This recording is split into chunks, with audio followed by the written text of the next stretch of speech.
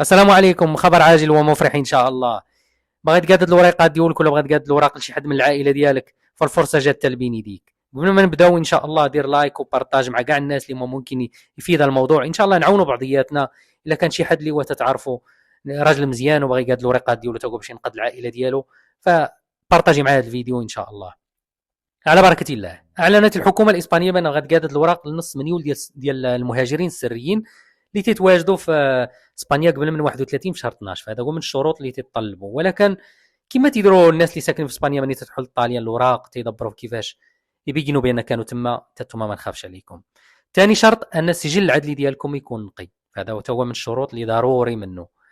فباغي تعرفوا اكثر ديروا لايك وبارطاج كما قلت لكم. الا وصلتوا هذا الفيديو ان شاء الله ل 10000 لايك فغادي نوري لكم حتى الطريقه كيفاش تدفعوا وشنو هما الوراق اللي تطلبوا لكم باش ان شاء الله حتى نتوما تكونوا من الناس اللي غيستافدوا من هذه الفرصه اللي هي فرصه اللي ما تجيش بزاف. فتيقول لك من 2000، من بدايه الالفينيات ما اسبانيا ما دارت واحد السناتوريه بحال هذه هي. فديروا لايك وبارطاج، والسلام عليكم ورحمه الله وبركاته.